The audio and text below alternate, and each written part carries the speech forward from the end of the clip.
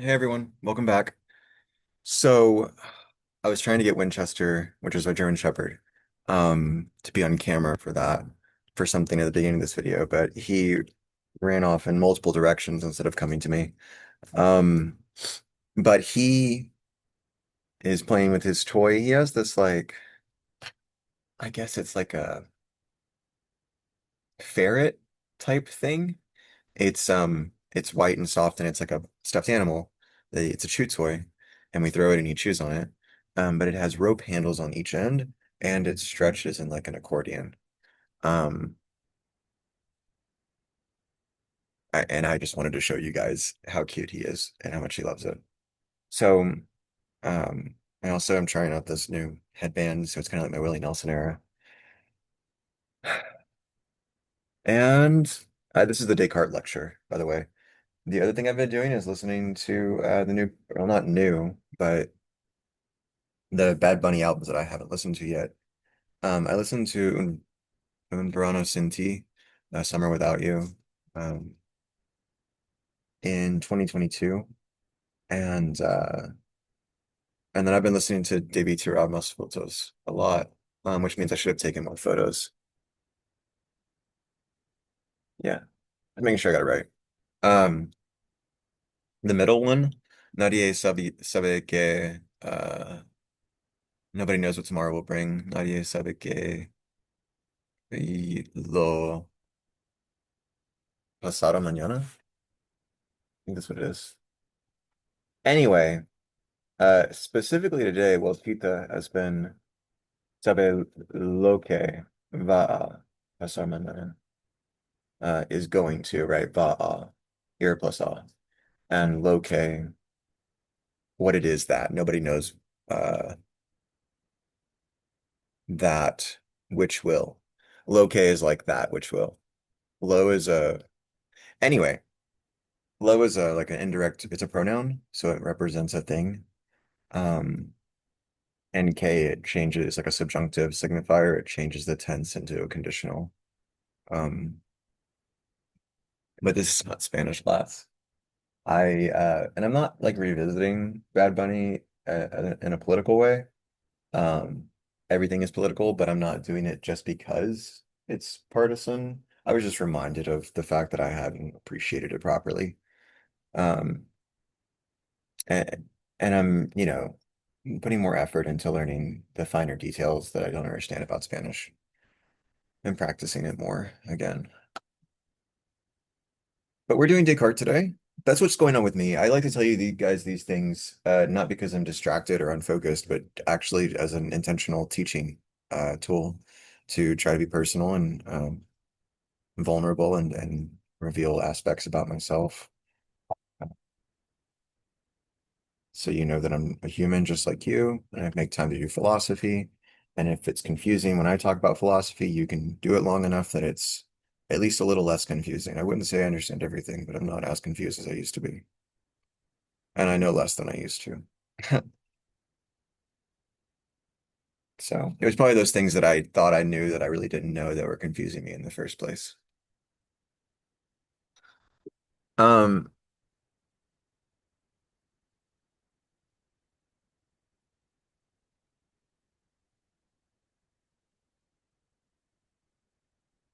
so with the second meditation in Descartes,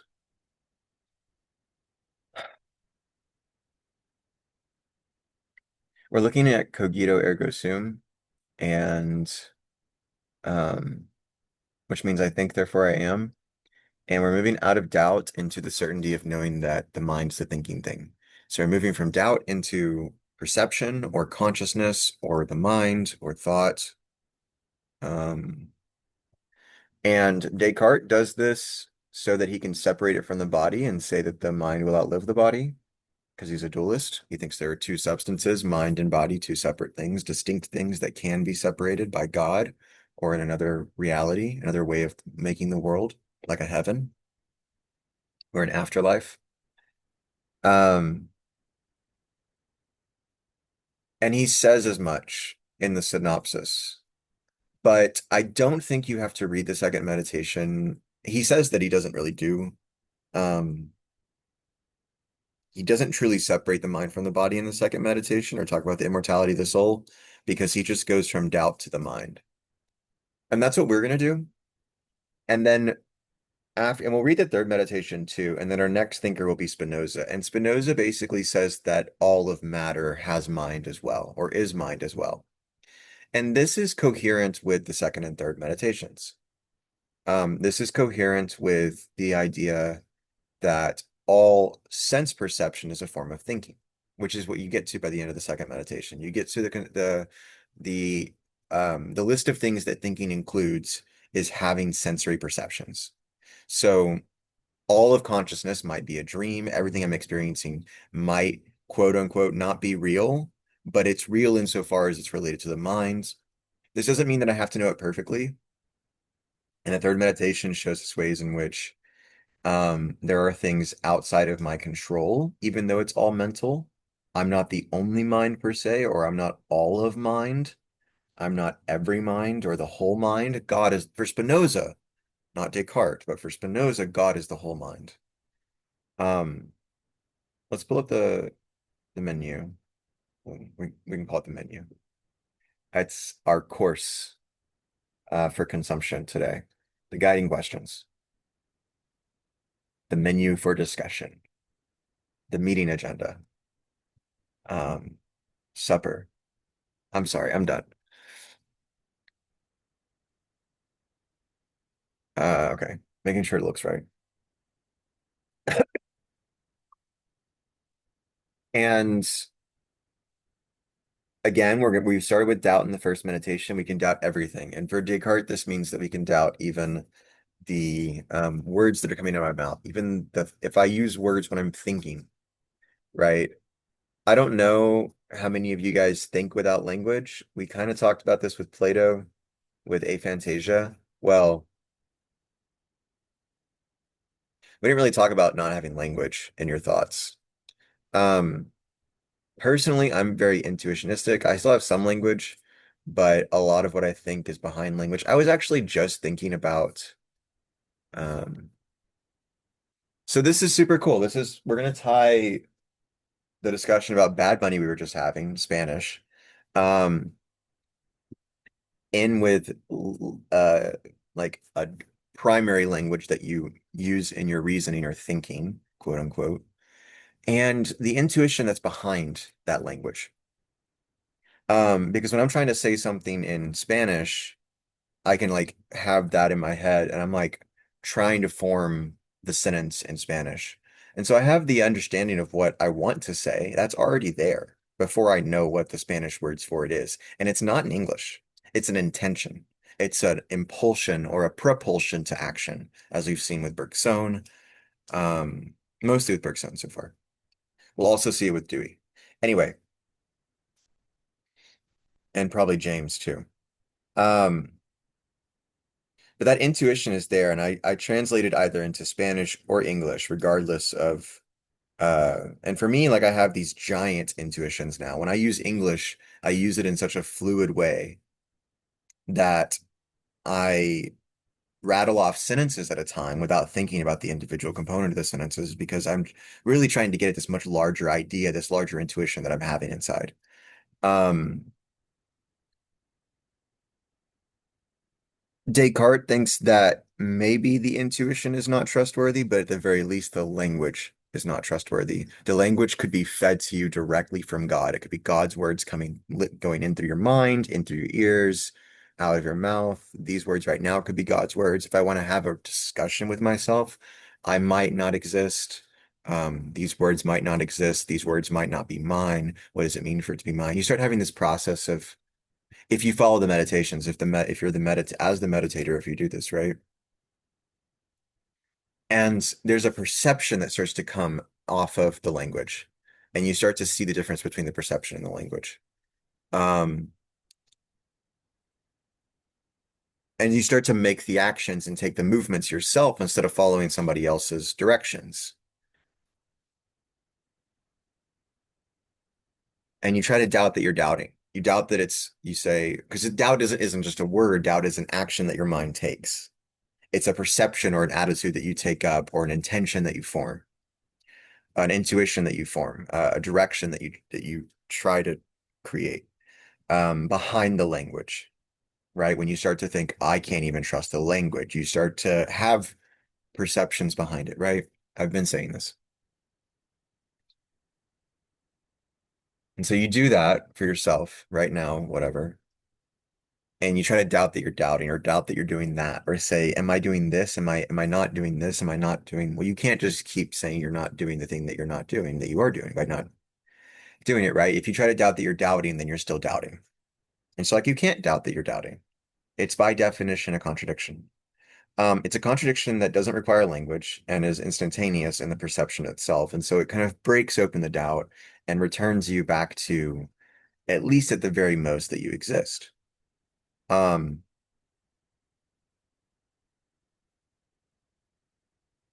and Descartes doesn't talk about clarity and distinctness until the third meditation, or the meditator doesn't talk about clarity and distinctness until the third meditation. But the solidity with which you have the cogito and with which you can trust it is clarity and distinctness. And it's enough to overcome the doubt, and it's enough to reveal the other aspects of the nature of the mind. So the second meditation is all about like, yeah, breaking open from that doubt with that can't doubt that you're doubting, going to I think therefore I exist, or I can't doubt that I'm doubting, therefore I exist. And then what does it mean to exist? What is the nature of the mind? What is revealed by this single primary breaking open or intuition or revelation that I exist? What is contained in that existence? What is the nature of this thing that can't be denied? Um, he also talks about the wax, the wax. He talks about a piece of wax from a beehive that has all the sensory properties of has like all five senses, and you melt the wax and it changes all five senses, but the mind still knows that it's wax. How do you still know that it's the same wax? How do you separate out perceptions in your environment and truths from noise, consistencies from noise, right?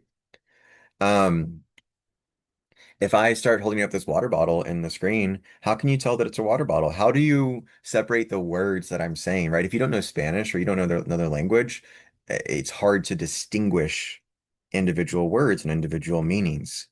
How do you carve those things? Well, you carve those things through mental judgment. Perception has always been a case of mental judgment, as Descartes says. It's never really been some kind of separate sense.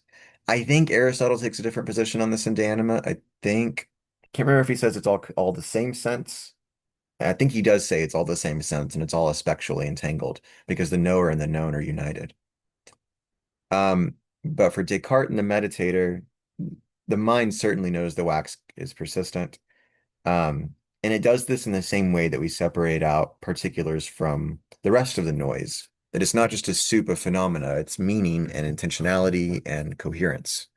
Um, I'm not a flat two-dimensional screen. I mean, I am, and the recording is, but you can distinguish all sorts of things in the background, visually, auditorily, um, and mentally, right? You can make eidetic distinctions in the same way. They are exactly the same thing as part of perception. Because perception has always been mental, because reality has always been mental. And perception in the mind has always been matter too. Descartes doesn't say this. He doesn't get there. But I think he really makes some mistakes later in the meditations. Um, the other example he uses is looking outside his window to see people crossing the street in coats and hats, and he can't see the people underneath the coats and the hats. And because he can't see the people underneath the coats and the hats, he goes, well, actually, I don't know that there are people under there. They could be robots. He calls them automatons. But, this is 17th century. There isn't even electricity yet, I don't think. Um, he just has like candlelight and fires and sunlight. And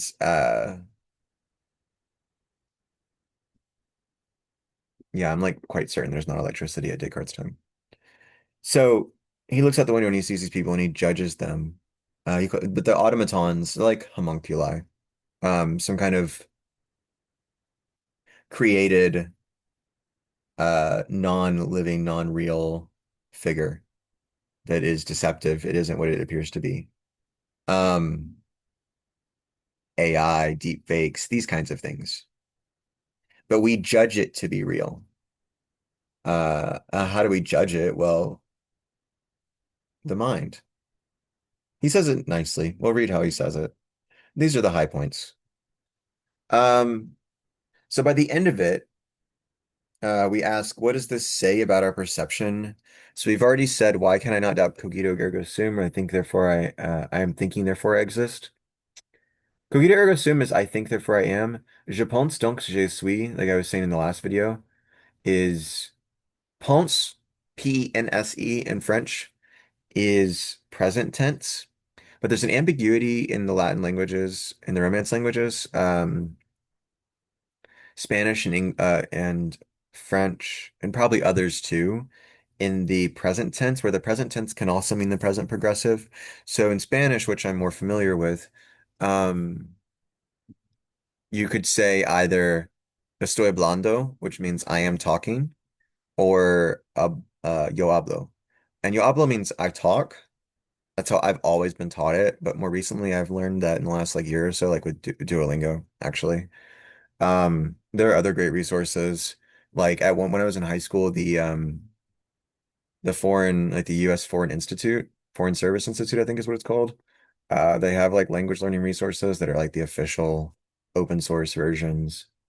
That's a really good resource. I was learning Khmer, which is Cambodian, or it's not Cambodian, it's Khmer. But um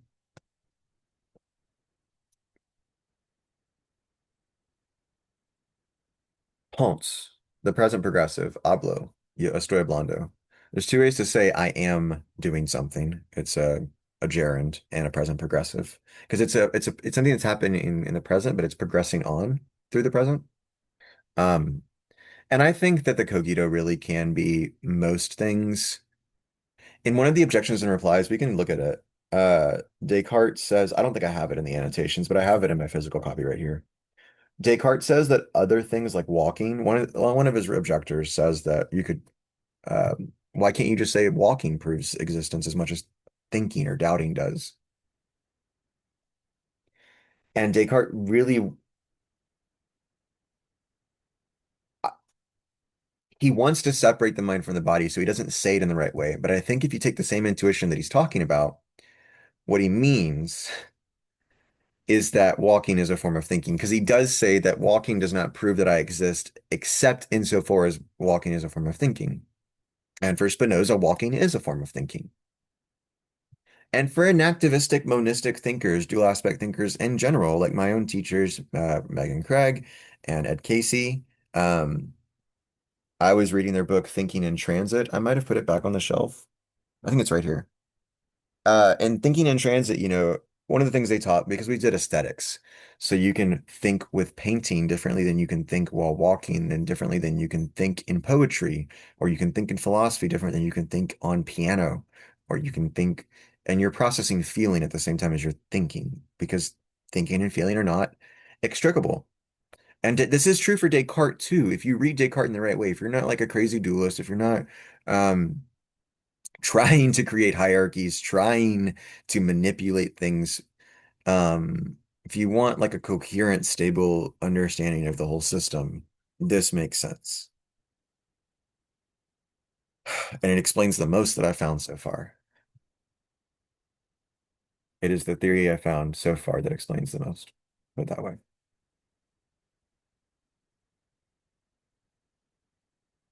But yeah, let's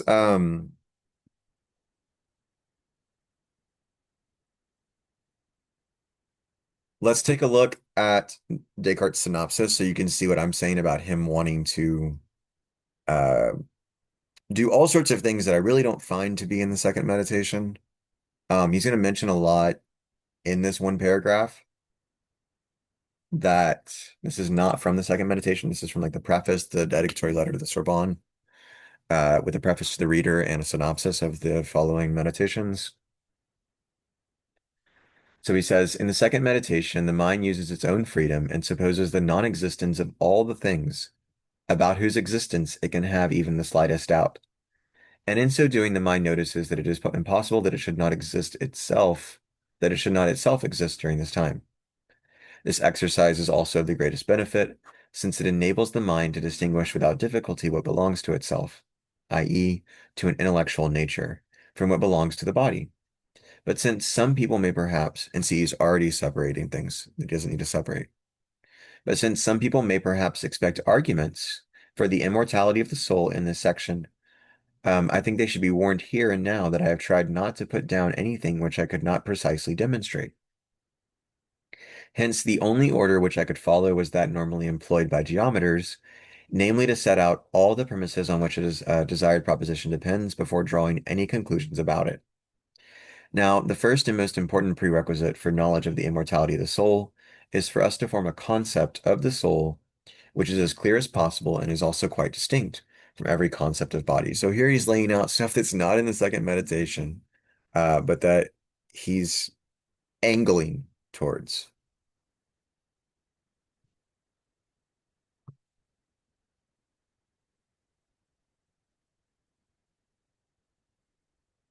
And that is what just what has been done in this section, separating the soul from the body. A further requirement is that we should know that everything that we clearly and distinctly understand is true in a way which corresponds exactly to our understanding of it. But it was not possible to prove this before the fourth meditation, which we won't be reading. In addition, we need to have a distinct concept of corporeal nature, and this is developed partly in the second meditation itself and partly in the fifth and sixth meditations. The inference to be drawn from these results is that all the things that we clearly and distinctly conceive of as different substances, as we do in the case of mind and body, are in fact substances which are really distinct one from the other. And this conclusion is drawn in the sixth meditation. This conclusion is confirmed in the same meditation by the fact that we cannot understand a body except as being divisible, while by contrast we cannot understand a mind except as being indivisible. For we cannot conceive of half of a mind, while we can always conceive of half of a body, however small, and this leads us to recognize that the natures of mind and body are not only different, but in some way opposite. But I have not pursued this topic any further in this book, first because these arguments are enough to show that the decay of the body does not imply the destruction of the mind, and are hence enough to give mortals the hope of an afterlife, and secondly because the premises which lead to the conclusion that the soul is immortal depend on an account of the whole of physics. This is required for two reasons. First, we need to know that absolutely all substances or things which must be created by God in order to exist are by their nature incorruptible and cannot ever cease to exist unless they are reduced to nothingness by God's denying his concurrence to them. Um, that would mean that God uh, does not recreate them in every instance because God must continue to exist, but God could separate them from God's self. Secondly, we need to recognize that body taken in the general sense is a substance, so that it too never perishes. But the human body, insofar as it differs from other bodies, is simply made up of a certain configuration of limbs and other accidents of this sort. So he was the first person to think of the body, the human body, as being mechanical, right? Like I was saying before, a physiological system of organs that function and decay. Whereas the human mind is not made up of any accidents in this way, but is a pure substance. For even if all the accidents of the mind change so that it has different objects of the understanding and different desires and sensations, it does not on that account become a different mind. Whereas a human body loses its identity merely as a result of a change in the shape of some of its parts. And it follows from this that while the body can very easily perish, the mind is immortal by its very nature. I think he's wrong about like almost everything he said there. Um,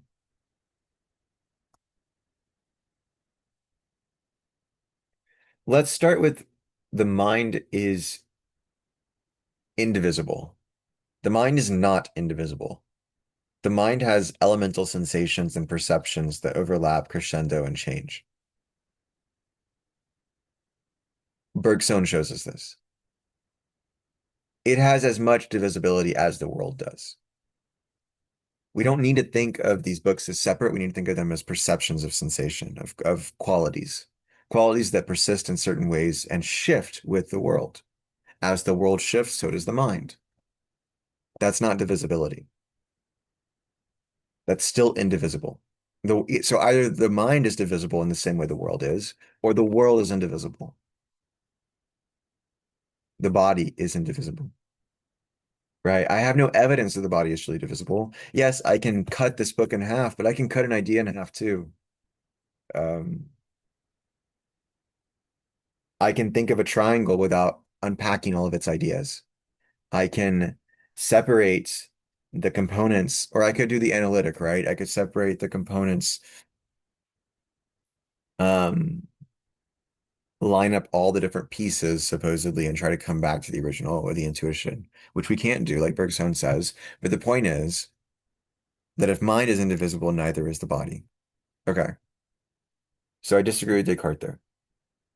And the second meditation doesn't mention any of this, so we don't run into these problems. But he's trying to use the second meditation to point to these things, and it's not necessary. Um, there's another philosopher, Jean-Luc Marion. He's contemporary. I think he's still alive. I haven't read him yet, but he reads Descartes as a phenomenologist as well.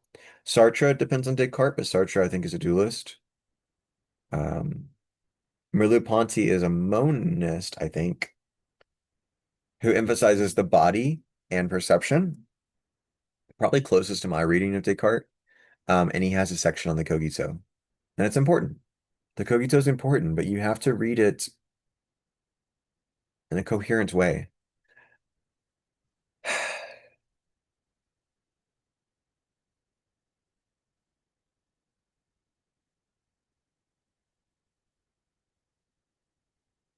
So they're not opposite.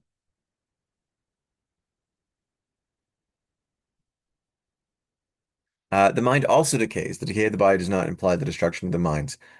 Dementia, fatigue, malnutrition, um, absolutely have a hard time thinking when I'm tired.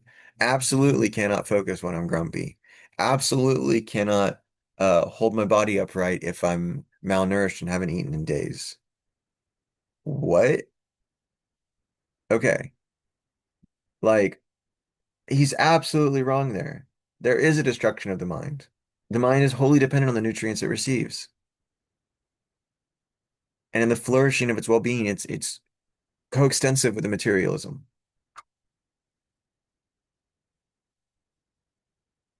Hope of an afterlife. Not seeing it, honestly. Got some responsibility here. Um,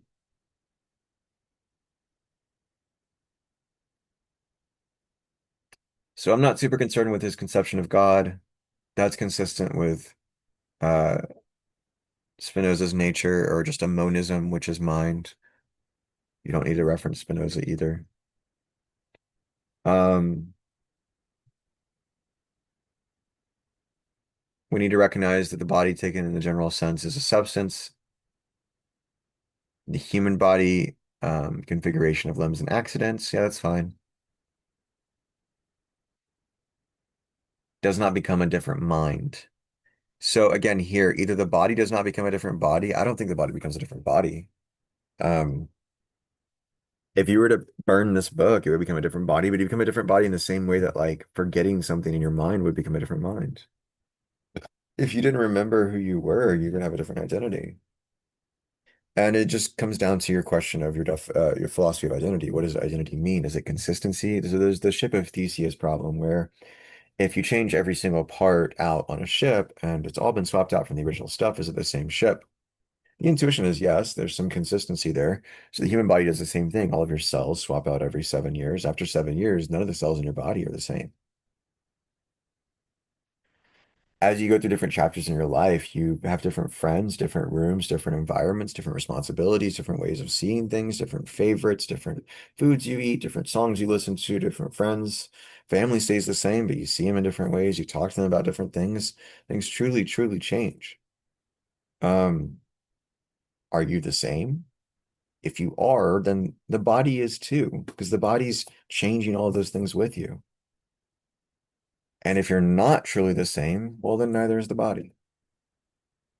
But the mind and the body change in the same ways.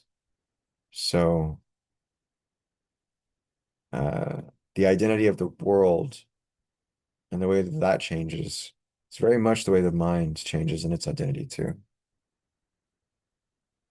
Okay, that's enough of that. Let's go to the meditation itself.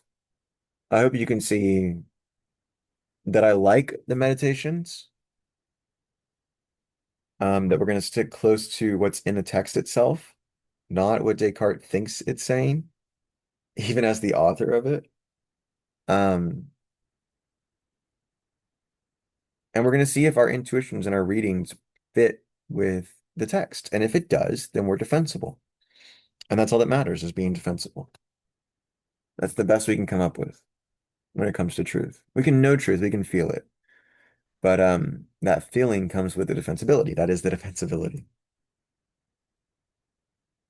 The positioning and that positioning forms. This is a pretty big argument, actually.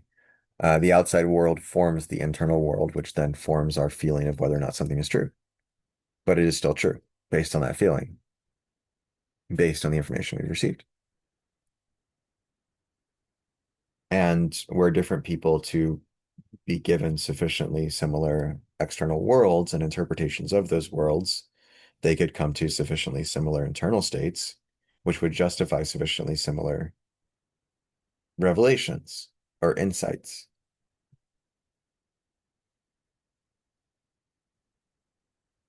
But oftentimes our perceptions fracture and fractalize, meaning it's like a kaleidoscope and it explodes over and over again in repeated iterations. Where I notice what I notice in an environment based on my past, and that continues to cascade or expand. We can be in the same room, having the same conversation, but seeing very different things, hearing very different things, because they're linking up with different intuitions of past experience and different critiques or different contradictions or like again, why is it noise versus understanding? What are you latching onto with your affective history? Okay, getting ahead of ourselves because we're gonna do Spinoza soon too. But yeah, this is all about trying to say like, I know that I'm pushing against the vast majority of people who read Descartes, the vast majority of, well, I'm pushing against Descartes. But I like at least these first few meditations. And I'm trying to find some way not to reject Descartes entirely, if that makes sense. Or just like disregard everything he says as if there's no way to reconcile his understanding or his world with ours.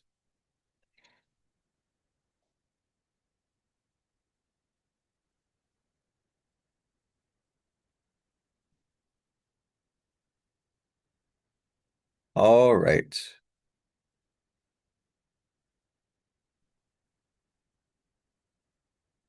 Hopefully I don't have to really break things down anymore, and we could run through the text and keep this down to one episode. We're at 33 minutes, so it's like 5 or 7 pages, I think. I think it's 7.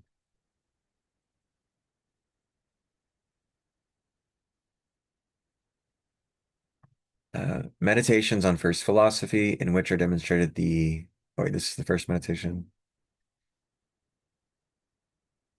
Second meditation, the nature of the human mind and how it is better known than the body.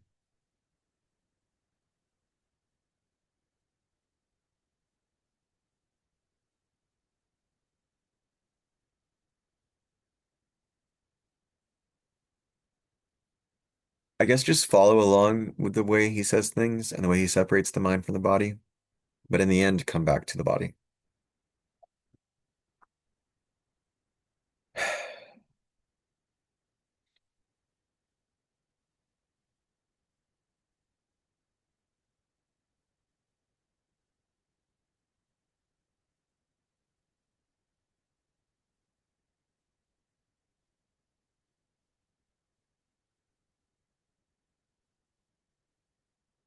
So serious are the doubts into which I have been thrown as a result of yesterday's meditation that I can neither put them out of my mind nor see any way of resolving them.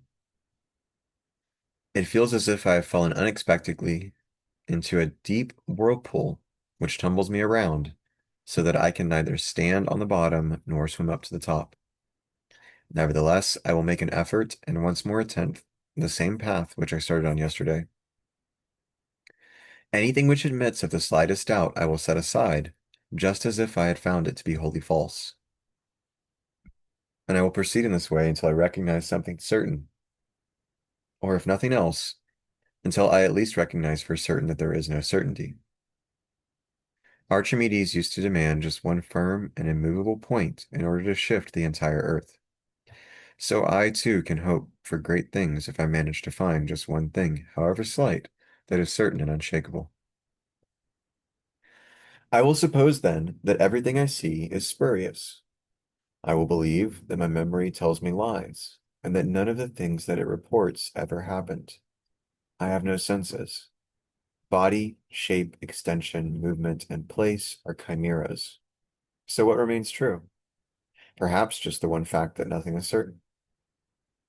Yet apart from everything I have just listed, how do I know that there is not something else which does not allow even the slightest occasion for doubt? Is there not a God, or whatever I may call him, who puts into me the thoughts I am now having? This is what I said. He says, puts into me the thoughts I am now having, the language, the perceptions, even getting behind the language, right? The actual content of the perceptions themselves, the doubt itself. But why do I think this? Since I myself may perhaps be the author of these thoughts. In that case, am not I at least something? So there he starts to have the first grasp of certainty, something that cannot be denied. I am something at least. If there is something to have thoughts put into, then I am something. If there is something to be deceived, then I am something.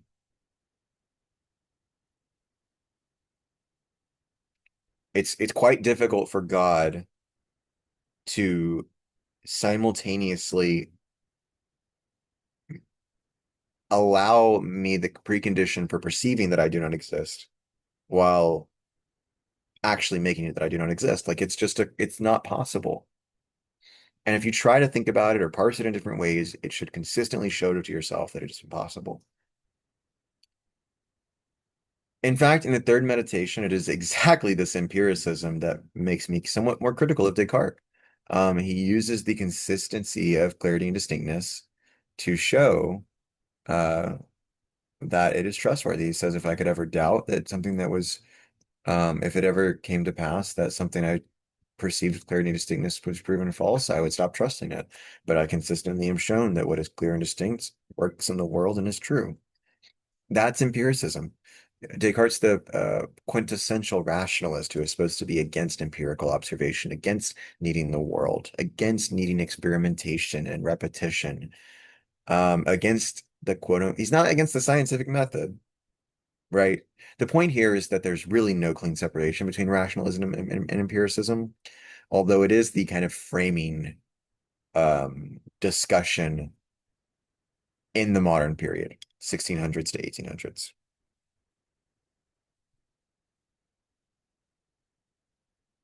But we're trying to have a close reading of this second meditation at this point at which we're thinking about the different forms of the cogito. Um, cogito ergo sum, I think, therefore I am. Je pense donc je suis, I am thinking, therefore I am.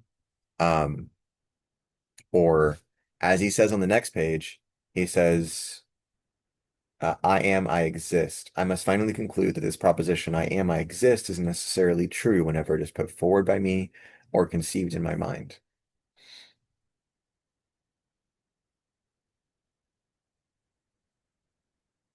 In that case, but further back in the paragraph, in that case, am not I at least something?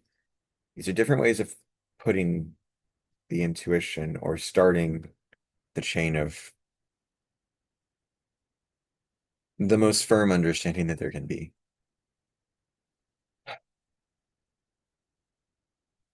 But I have just said that I have no senses and no body.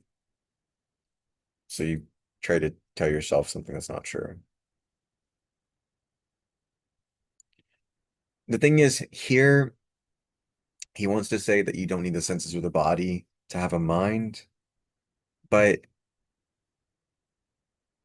he has also just said that he has no mind or that he does not exist. and he's already proven that wrong. So he should be equally able to contradict the idea that he has no body or no senses with this existing. Insofar as having a body and having senses is a form of thinking, insofar as thinking is produced by material world. It's not contradictory to what he's saying here. You just have to read it the right way. So this is my monistic reading of Descartes.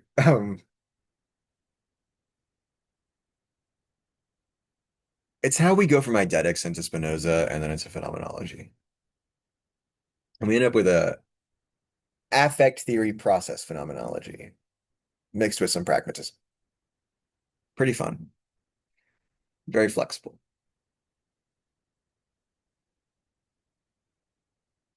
But I've just said that I have no senses and no body. This is the sticking point. What follows from this? Am I not so bound up with a body and with senses that I cannot exist without them? But I have convinced myself that there is absolutely nothing in the world, no sky, no earth, no minds, no bodies. Does it now follow that I too do not exist? So what he does manage to do here by kind of trying to separate everything is for people that aren't used to referencing their own perceptions and their own kind of behindness of consciousness, the I was going to call it the rootkit of consciousness, um, sort of this very basic level of watching your mind do things and knowing how to navigate the arisings and the dissipations. For Spinoza, this is an understanding of cause and effect that is so wide you've come to a suchness of the state of things in Buddhist terms as well.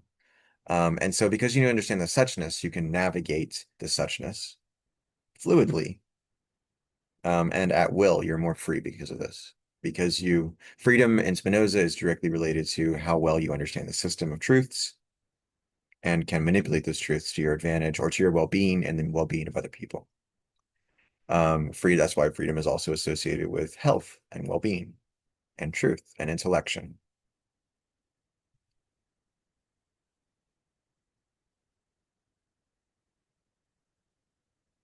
Why was I thinking of that?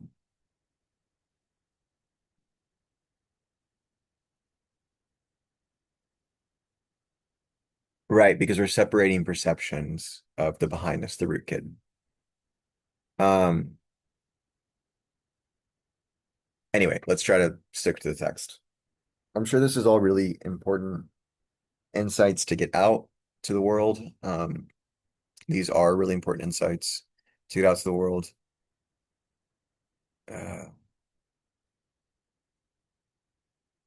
I'm sure it's also a little time consuming to have to wait for me to think about things as I say them.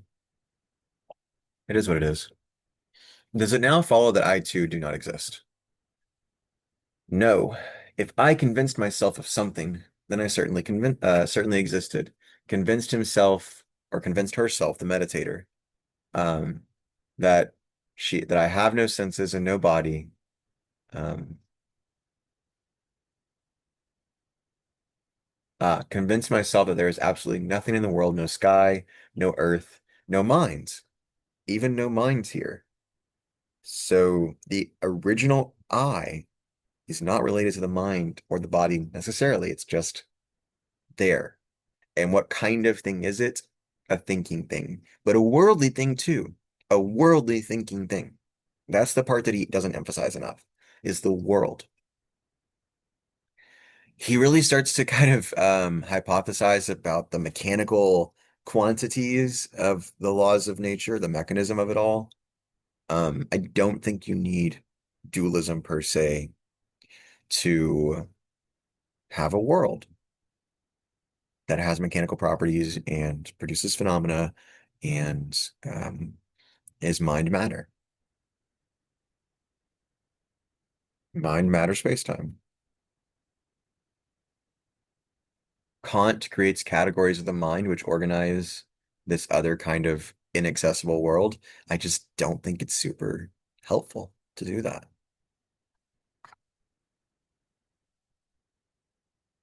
The supernatural is like untestable, unrelatable, um, extraneous. Doesn't mean there's not God. It doesn't mean there's not faith. Doesn't mean there's not grace or miracles in the quantum realm.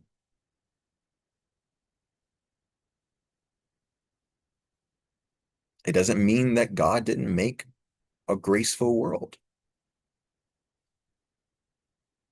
but it's there in the world. It's with us. And this is kind of fundamentally Descartes' mechanistic point.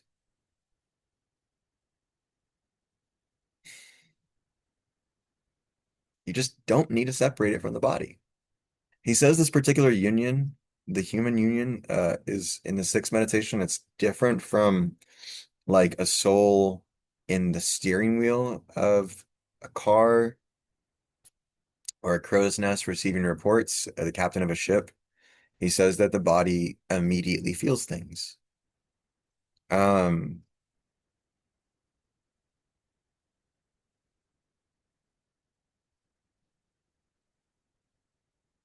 in some ways, I really think this is what Descartes actually believed, and he just didn't want to get killed or excommunicated. Because I think he was really trying to open doors to get us here. I don't think I'm being uncharitable to him, honestly. All right, let's keep going. We already saw how he wouldn't publish his work on the world because of what happened to to Galileo. So I think this is right. Um, I haven't read Spinoza has a whole thing on Descartes. It's a book on it's like Cartesian principles of philosophy, I think.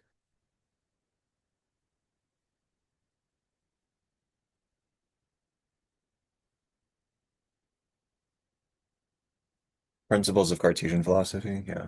I should read it. I'm sorry that I haven't yet. I can come and append these lectures when I have, but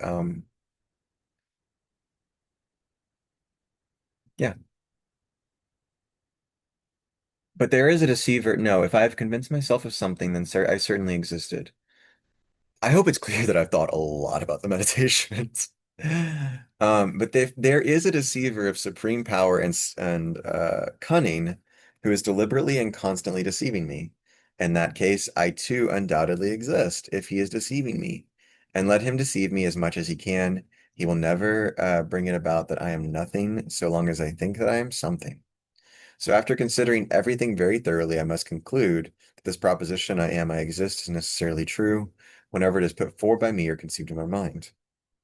All right, so again, he's using the evil deceiver here, but this isn't God, right? And so people think again that the evil deceiver is the third reason for doubt. It's not, it's just the rhetorical device he uses to capture all of his reasons for doubt and get right at the heart of the deception or the fallibility of his consciousness.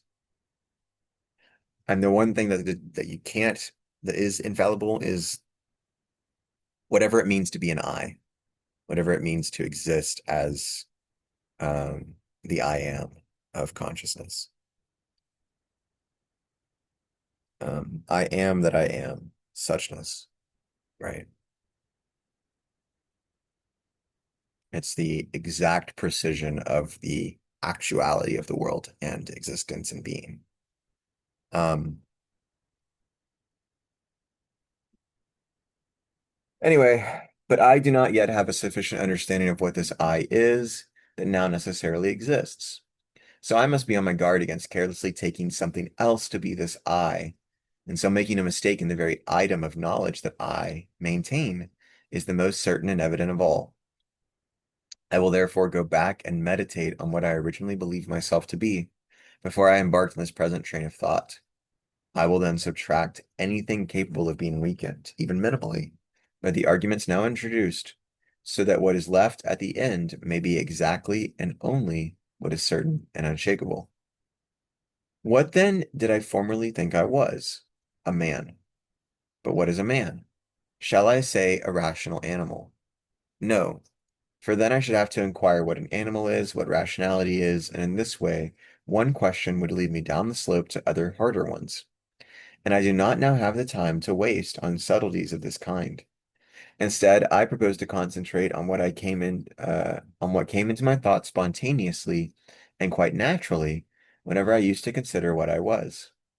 Well, the first thought to come to mind was that I had a face hands, arms, and the whole mechanical structure of limbs, which can be seen in a corpse, and which I called the body.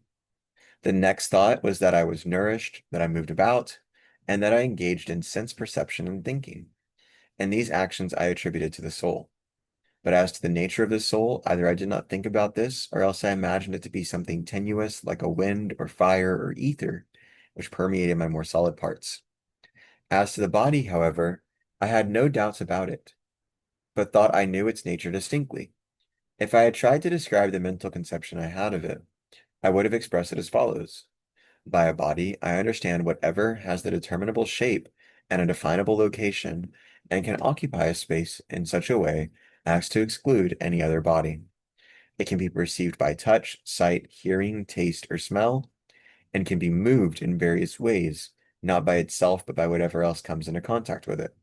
For, according to my judgment, the power of self-movement, like the power of sensation or of thought, was quite foreign to the nature of a body. Indeed, it was a source of wonder to me that certain bodies were found to contain faculties of this kind. But why shall I now say that I am, when I am supposing that there is some supremely powerful and, if it is permissible to say so, malicious deceiver, who is deliberately trying to trick me in every way he can? Can I now assert that I possess even the most insignificant of all the attributes which I have just said belong to the nature of a body?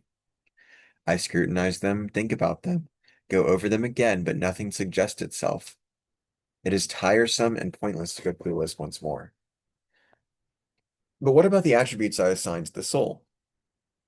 Nutrition or movement? Since now I do not have a body, these are mere fabrications.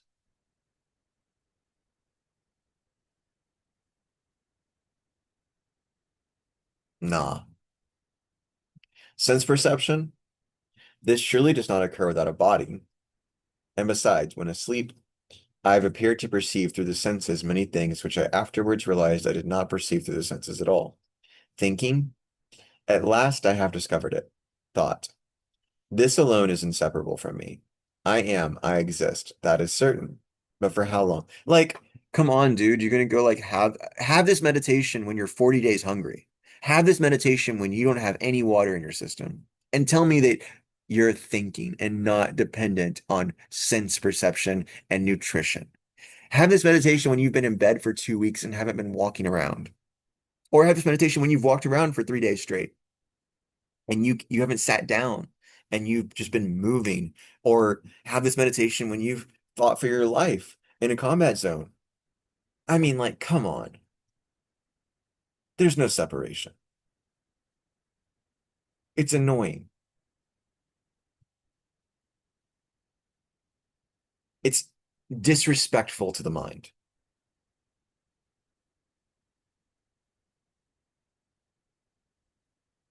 And to the body and to the people who don't have privilege.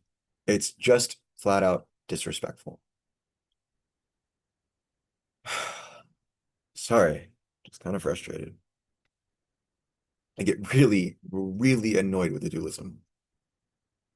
Um,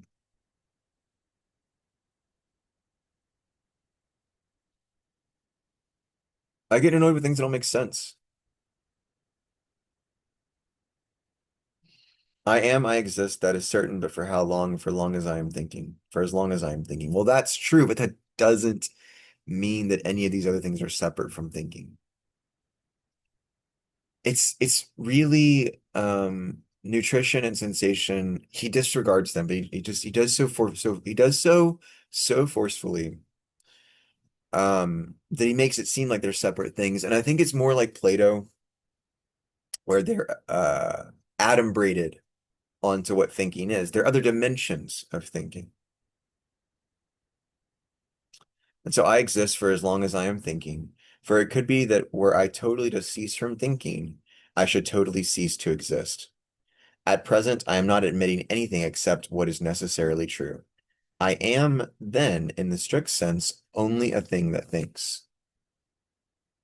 That is, I am a mind or intelligence or intellect or reason, words whose meaning I have been ignorant of until now because I know them firsthand in my own experience. But for all that, I am a thing which is real and which truly exists. But what kind of thing? As I have just said, a thinking thing. What else am I? I will use my imagination. I am not that structure of limbs which is called a human body. I am not even some thin vapor which permeates the limbs, a wind, fire, air, breath, or whatever I depict in my imagination. For these are things which I have supposed to be nothing. Let the supposition stand. For all that, I am still something. And yet may it not perhaps be the case that these very things, which I am supposing to be nothing, because they are unknown to me, are in reality identical with the I of which I am aware?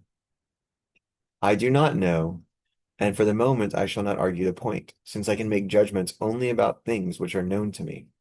I know that I exist. The question is, what is this I that I know? If the I is understood strictly as we have been taking it, then it is quite certain that knowledge of it does not depend on things of whose existence I am as yet unaware. So it cannot depend on any of the things which I invent in my imagination.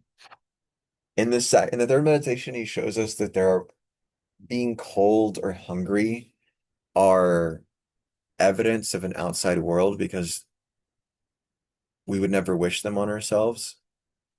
And if they were part of our, I was wondering what that, sorry, if they were part of our internal world, they would never happen to us, right? There are things that seem to happen to us against our willing.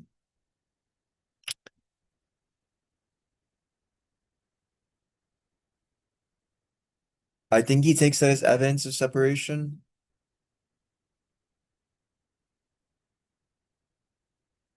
I don't think that being out of our control is evidence of separation. Um, that's to mistake control for substance or operability for substance.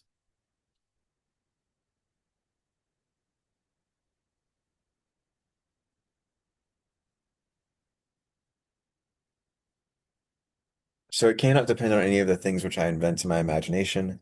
And this very word invent shows me my mistake. It would be indeed be a case of fictitious invention if I use my imagination to establish that I was something or other. For imagining is simply contemplating the shape or image of a corporeal thing. Again, imagination is to have the images in new ways. So you take, when you imagine like a unicorn, you imagine a horn on a horse. You imagine a griffin, you imagine the wings of an eagle on a lion. Yet now I know for certain both that I exist and at the same time that all such images and in general, everything relating to the nature of body could be mere dreams and chimeras. So could be, not necessarily disproven. Earlier he seemed to say, I've disproven these things. He hasn't, and you have to be careful that you're not letting him claim more, or you're not letting the meditator or yourself misunderstand this and claim more than you can say, right? Like you haven't proven that the mind is not embodied. You've just proven that your perception of the mind not is separable from the body, but is the foremost thing, basically, is a first philosophy.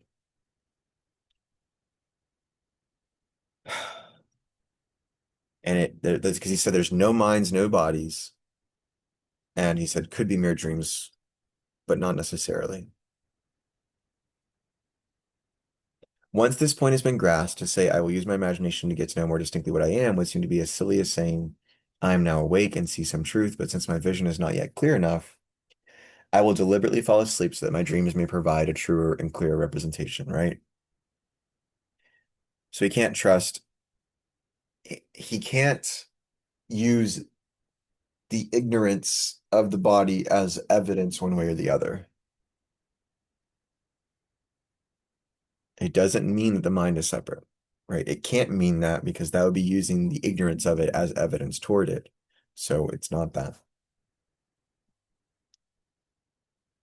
I thus realize that none of the things that the imagination enables me to grasp is at all relevant to this knowledge of myself which I possess. And the mind must therefore be most carefully diverted from such things if it is to perceive its own nature as distinctly as possible. But what then am I? A thing that thinks. What is that? A thing that doubts, understands, affirms, denies, is willing, is unwilling, and also imagines and has sensory perceptions. Okay, cool. Most of those things we think of as internal to us, but having sensory perceptions is not. That's the world, right? So he tries to use some fancy language to kind of compartmentalize it into a sort of mutual nesting of I'm in your world, you're having sensory perceptions of me, I'm in your world, and you're in my world, and I'm having sensory perceptions of you. And that's so convoluted. Why do we have to be in different boxes? Some of the things, the perceptions are different. They are in different boxes, but there's no reason to think that metaphysically that's true, that the actual substance is in different boxes. It's just that we have these fractals, that the substance is coming up at different positions and then exploding in different directions from those positions. Okay, this is a considerable list. If everything on it belongs to me, but does it? Is it not one and the same I who is now doubting almost everything, who nonetheless understands some things, who affirms that this one thing is true, denies everything else, desires to know more, is unwilling to be deceived, imagines many things even involuntarily, and is aware of many things which apparently come from the senses? Are not all these things just as true as the fact that I exist, even if I am asleep all the time, and even if he who created me is doing all he can to deceive me? Which of all these activities is distinct from my thinking? Which of them can be said to be separate from myself?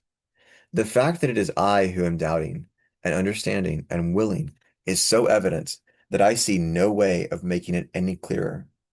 But it is also the case that the I who imagines is the same I. For even if, as I have supposed, none of the objects of imagination are real, the power of imagination is something which really exists and is part of my thinking. Lastly, it is also the same I who has sensory perceptions or is aware of bodily things, as it were, through the senses. For example, I am now seeing light, hearing a noise, feeling heat, but I am asleep, so all this is false. Yet I certainly seem to see, to hear, and to be warmed. This cannot be false. What is called having a sensory perception is strictly just this, and in this restricted sense of the term, it is simply thinking.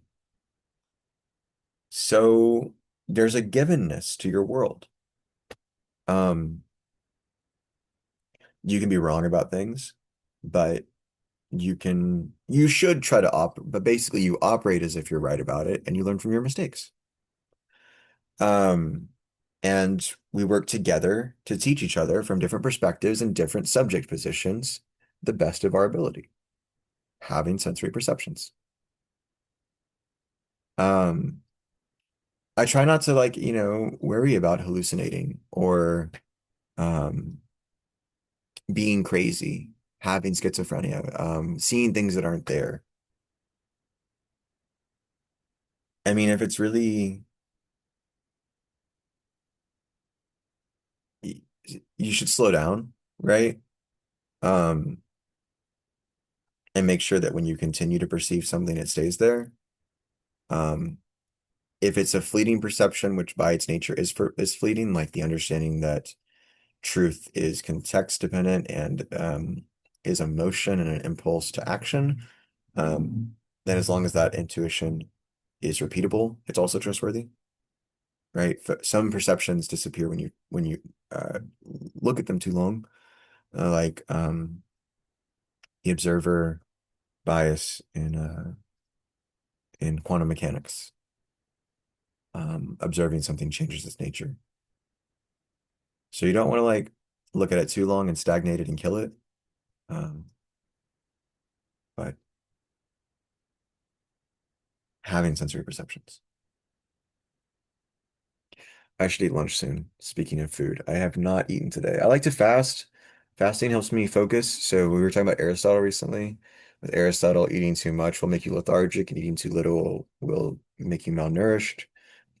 Um, and Dewey talks about sort of forging ahead with thinking and then having to regroup and pick up the slack with thinking too. And he uses the example of an army to capture this image of like the army has to keep moving at a certain pace and rhythm. And it has to regroup from behind as well.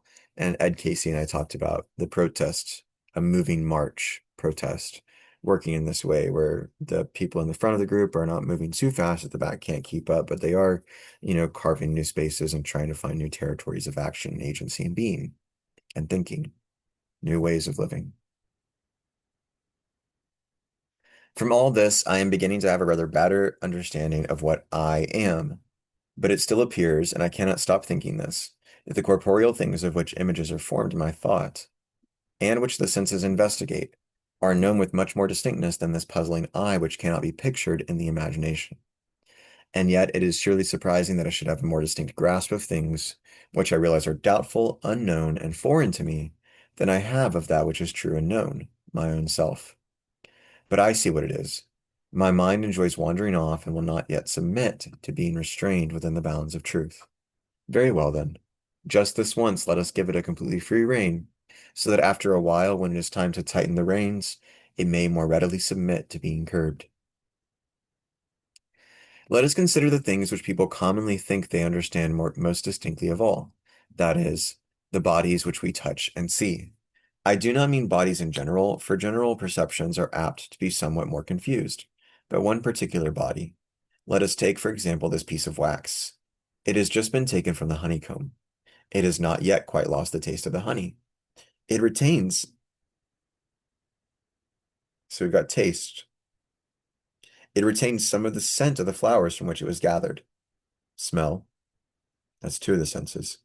Its color, shape, and size are plain to see. Sight, it is hard, cold, and can be handled without difficulty. Touch and texture, your skin, your edges. If you rap it with your knuckle, it makes a sound. Hearing, sound, all five senses. In short, it has everything which appears necessary to enable a body to be known as distinctly as possible in itself for what it is. But even as I speak, I put the wax by the fire and look. So he's going to melt the wax with the fire that he's supposedly sitting at in his dream. And it changes all of the sensory properties, and we still know that it's the same wax. So the question is, how do we know that? And what does our ability to know that tell us about the mind and the nature of the mind? But even as I speak, I put the wax by the fire and look. The residual taste is eliminated. The smell goes away. The color changes. The shape is lost. The size increases. It becomes liquid and hot, and touch changes. You can hardly touch it, and if you strike it, it no longer makes a sound. It's impossible to make a sound with, and you can't knock on it anymore. And if you could, the goop would be a different sound. Um, it certainly still has all the properties. The taste would be bland. The smell would be ineffectual, minuscule. The color would again be bland, gray. The shape is indiscriminate and indistinct. The size increases, I guess, because that's what wax does when it melts, I don't know. Anyway, it has all these properties still sense, but we know that there's an identity to it, and we know something about it in a certain way.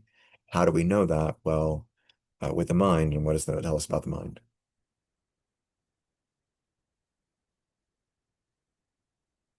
But does the same wax remain? It must be admitted that it does. No one denies it is the same wax. No one thinks otherwise.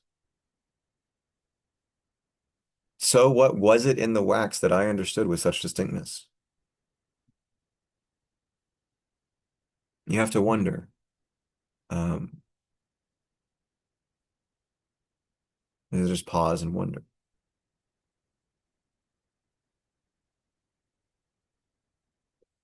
Evidently none of the features which I arrived at by means of the senses, for whatever came under taste, smell, sight, touch, or hearing has now altered, yet the wax remains.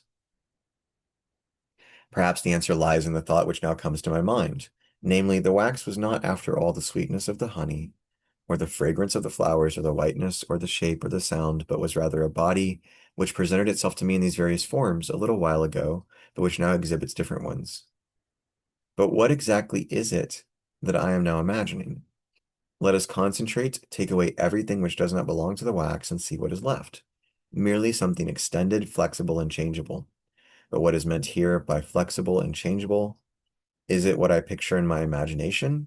That this piece of wax is capable of changing from a round shape to a square shape, or from a square shape to a triangular shape? Not at all, for I can grasp that the wax is capable of countless changes of this kind. Yet I am unable to run through this immeasurable number of changes in my imagination, from which it follows that it is not the faculty of imagination that gives me my grasp of the wax as flexible and changeable. And what is meant by extended? Is the extension of the wax also unknown? For it increases if the wax melts, increases again if it boils, and is greater still if the heat is increased. I've never done this with wax, but I assume that that's true. I think I do think it's true that solids compact liquids. I think ice is the only example of this not being true. It's an instance where water is less mass than ice because the crystals in ice expand. But generally speaking, going from a liquid to a solid condenses and better packs whatever is there, I think. Um, and in fact, I think you can use pressure to turn solids and or liquids into solids and gases into solids. Like pressure might turn carbon gas into diamonds, something like that, some more involved process. Anyway, Descartes was a physicist, and this is true enough for us to follow. I would not be making a correct judgment about the nature of wax unless I believed it capable of being extended in many more different ways than I will ever encompass in my imagination. So the wax is malleable and iterative. It can change shapes. It can continue to change shapes.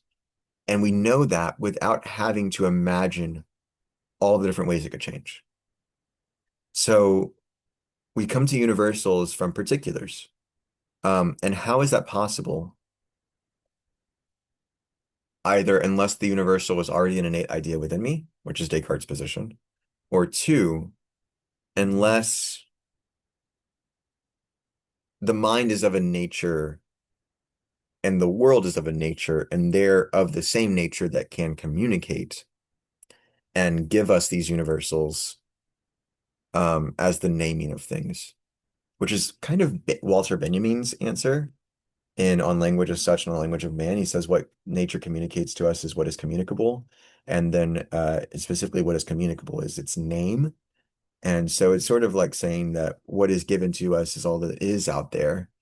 Um, and it gives us what is the universal or the truth of it.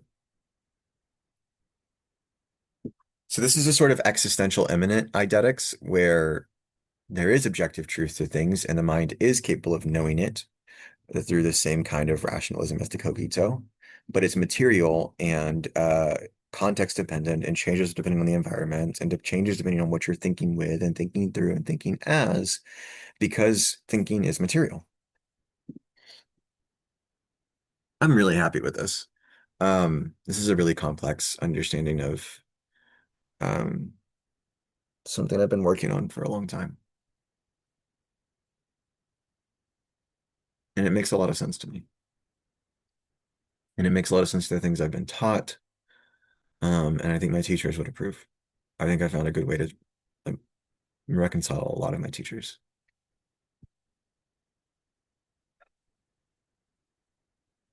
So, I would not be making a correct judgment about the nature of the wax unless I believed it capable of being extended in many more different ways than I will ever encompass in my imagination. I must therefore admit that the nature of this wax, the nature of this piece of wax, is in no way revealed by my imagination, but is perceived by the mind alone. I am speaking of this particular piece of wax. The point is even clearer with regard to wax in general. That's what I was getting ahead of this on. Um, the issue at hand is really the experience of the mind, um, pulling truth out of an experience and knowing things without having to iterate them completely. Um, Meaning I can know a universal proposition without having to see every particular of it before I know the universal.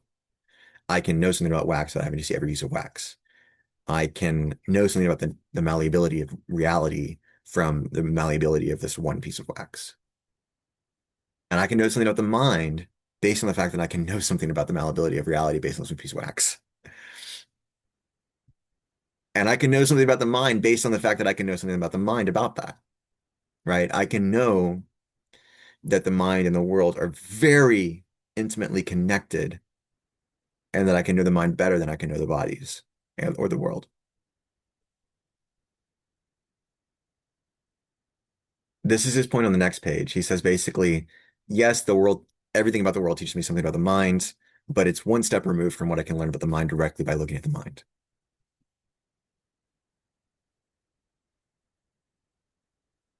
I feel like a Cartesian now. I'm not a dualist. Um, okay. Even clearer with regard to wax in general. But what is this wax which is perceived by the mind alone? Alone. It is, of course, the same wax which I see, which I touch, which I picture in my imagination. In short, the same wax which I thought it to be from the start. So the mind perceives it alone. Mind and the world are together. This wax that I see, touch, everything, all those things is the same wax that I perceive with the mind. You have phenomenology here without God. Um,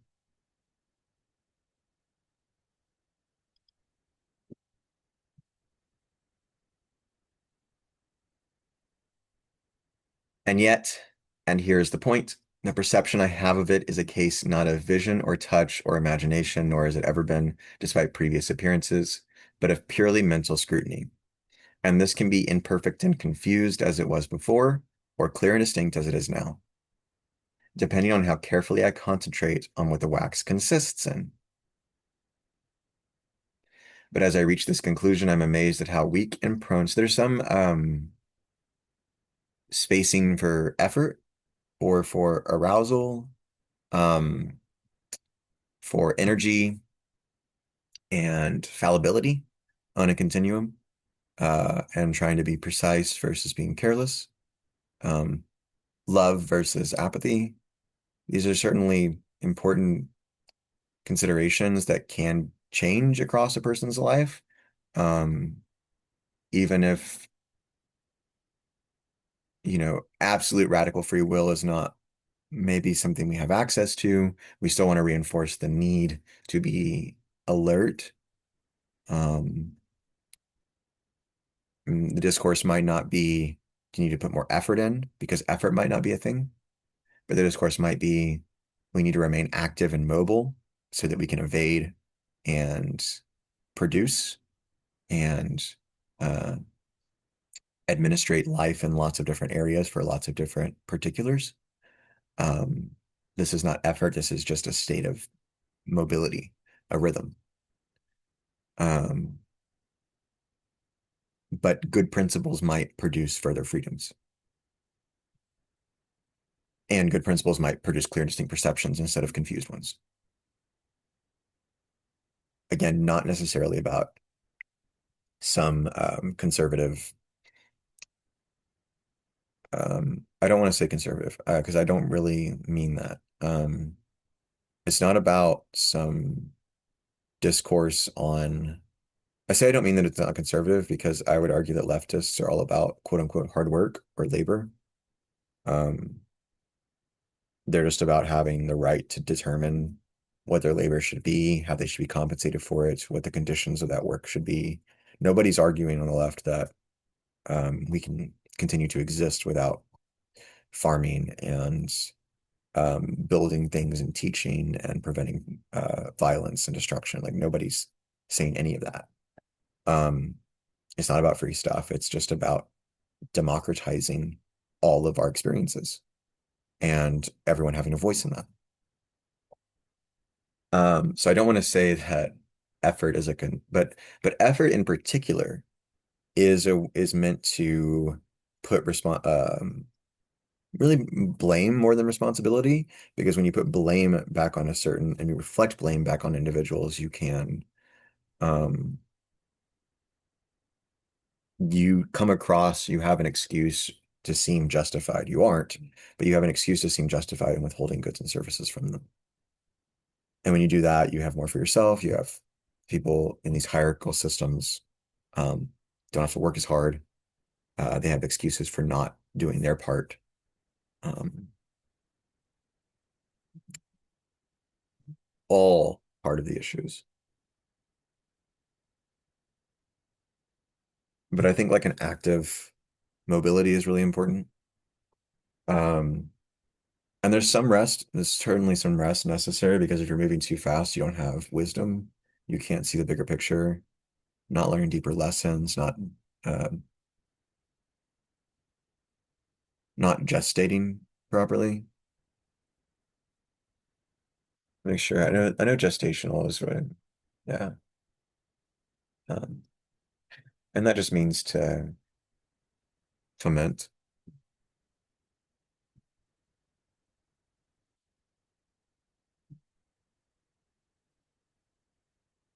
There should be a gestation process between reading each of these source texts and then going to the essay. Again, you only have to have one text covered for the essay. You only write your essay about one reading. Okay. But as I reach this conclusion, I'm amazed at how weak and prone to error my mind is. For although I am thinking about these matters within myself silently and without speaking, nonetheless the actual words bring me up short, and I'm almost tricked by ordinary ways of talking. We say that we see the wax itself if it is there before us, not that we judge it to be there from its color or shape. And this might lead me to conclude without more ado that knowledge of the wax comes from what the eye see and not from the scrutiny of the mind alone. But then if I look out of the window and see men crossing the square, as I just happen to have done, I normally say that I see the men themselves, just as I say that I see the wax. Yet do I see any more than hats and coats which conceal automatons? I judge that they are men. And so something which I thought I was seeing with my eyes is in fact grasped solely by the faculty of judgment, which is in my mind. One of the things that's happening for me, at least when I think about what he's saying, is I'm redirected back to an awareness of myself and an awareness of the way in which my sight of the world is also involves the self. I become more self-aware through this rationalism. I see the way the mind is inflected into the intentionality structure. In phenomenology, the intentionality structure is the self-world relation, the knower and the known, the perception and the perceived, consciousness and consciousness of something. That's the intentionality structure. But consciousness always has a content. It's always latched onto a content. Um, and when I follow what he's doing here, I see the eye more in each thing, right? It's not just sight of the world. It's not just senses of things coming to me. It is I perceiving them. It redirects consciousness into a more agent or action-oriented, thetic reflexive position. So it's reflective consciousness in Sartre's definition, where consciousness involves consciousness of being conscious of something. This goes with what I was just saying about blame and responsibility, because it's ideal to create responsibility in these reflective structures, where by bringing attention to the agent in the agent's own doing, they can become more intentional and selective about their doing. That is something that sort of heightens by thinking about rationalism and emphasizing rationalism in the Cartesian model, emphasizing the mind, emphasizing the intentionality of the agent of the mind.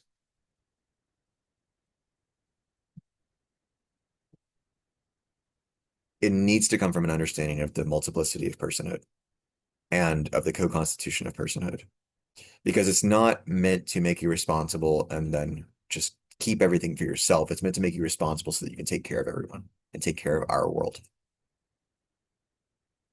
So that's what's happening for me when I read this paragraph. Um,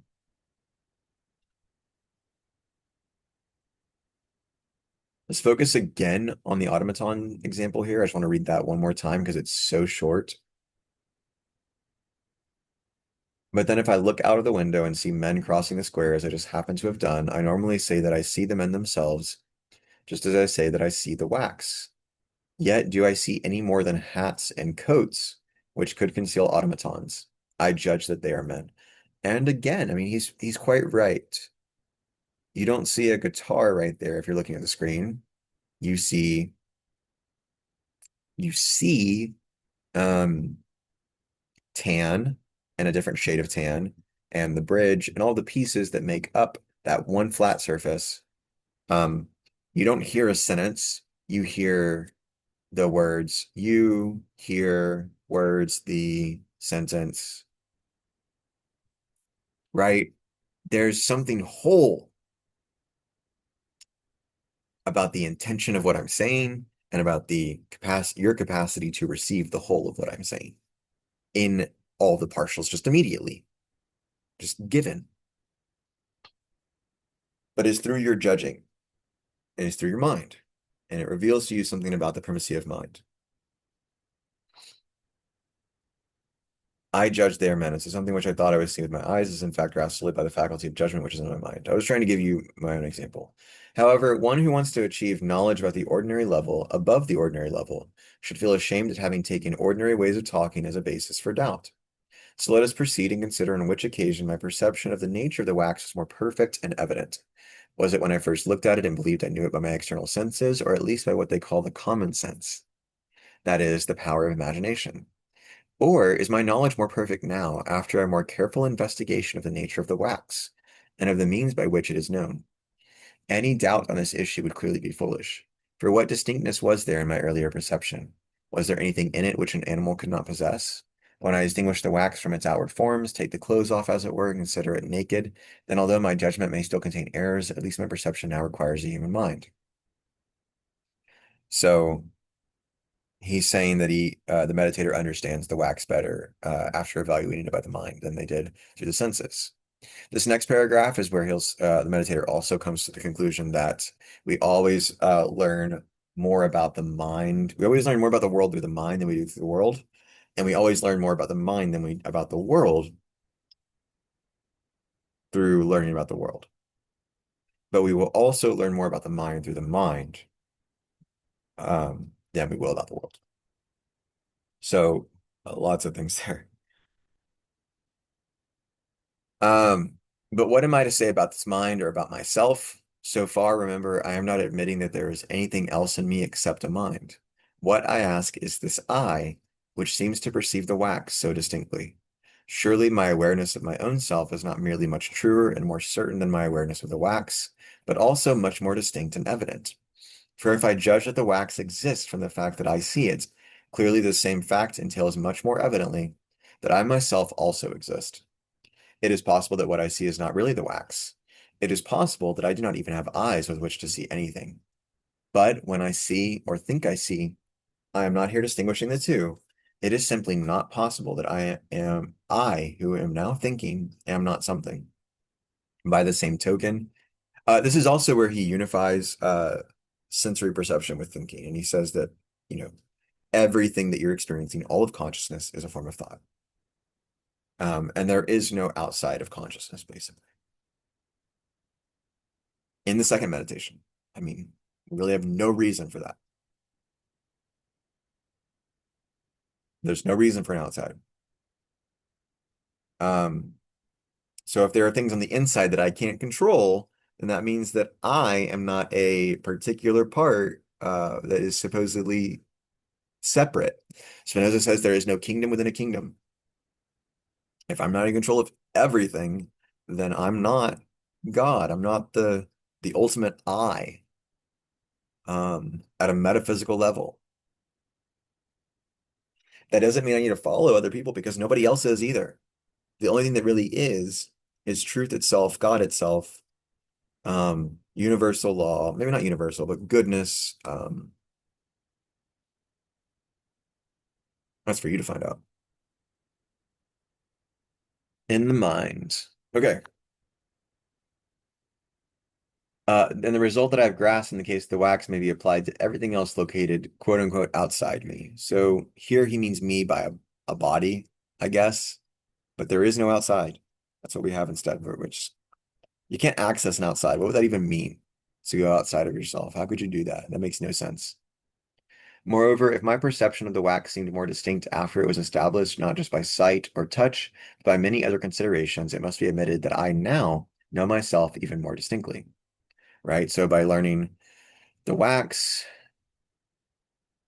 so I learned he's saying that by evaluating the wax by the mind, but by evaluating the world with the mind, you learn the world better than you do by evaluating it with the world. That's what he said a minute ago. Now he's saying that in evaluating the world with the mind, you also learn the mind better than you do by evaluating it with the world. And what he's about to say is that even though you could keep evaluating the world with the mind to keep learning about the mind, you will learn about the mind better by evaluating the mind with the mind.